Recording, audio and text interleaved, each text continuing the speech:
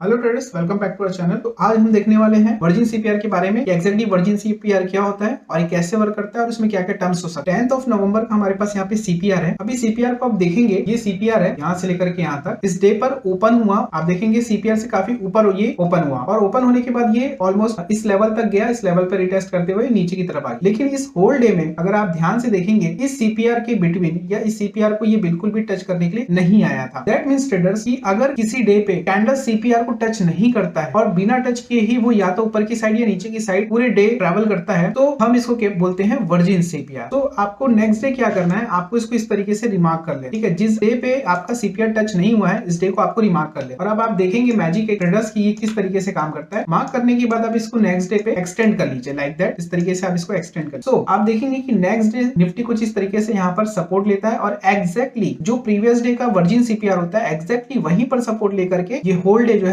ऊपर की तरफ चला जाता है। दैट मींस अगर वर्जिन सीपीआर को ऊपर की तरफ ब्रेक किया हुआ है तो वो सपोर्ट लेकर के वापस से बुलिश तरफ चला जाएगा। लेकिन अगर उसने नीचे ब्रेक किया हुआ है और ऊपर की तरफ आता है तो वहां से वो रेजिस्टेंस लेकर के नीचे चले जाएगा। तो ऊपर गया तो वो सपोर्ट बनाता है और नीचे गया तो रेजिस्टेंस बनाता है। तो ये वर्जिन सीपीआर का मैजिक है ट्रेडर्स। तो आपको इसमें कुछ टर्म्स जो है वो ध्यान रखना पड़ेगा कि वर्जिन सीपीआर आप 1 to 5 डेज आप इसको चेक कर सकते हैं। मतलब जैसे जैसे डे बाय डे आगे की तरफ जाएगा, मतलब जैसे आज वर्जिन सीपीआर इसने बनाया लेकिन कल ये जाकर के वर्जिन सीपीआर को ब्रेक टच नहीं करता है, तो ये नेक्स्ट डे के लिए पोस्टपोन हो सकता है, फिर नेक्स्ट डे के लिए पोस्टपोन हो सकता है। लेकिन आप ध्यान रखिए कि जैसे डे बाय डे ये आगे चलते जाएगा, ये वीक होता जाएगा, मतलब ये स्ट्रेटेजी वीक होते जाएगी और लास्ट डे यानी कि वीक के लास्ट डे तक ये हम एक्सपेक्ट नहीं कर सकते कि इस तरीके से ये वर्क करेगा। तो अगर वर्जिन सीपीआर आपको दिख रहा है और 1 2 3 दिन में अगर ये वापस से उसको टच करने के लिए आता है तो it should be a great trade. बात कर लेते हैं कि एसएल और टारगेट क्या हो सकता है। तो देखिए अभी जैसे इस सिनेरियो में ये बुलिश की तरफ है, जो वर्जिन सीपीआर है उसके जस्ट नीचे आप एसएल रख देंगे। और रही बात टारगेट की,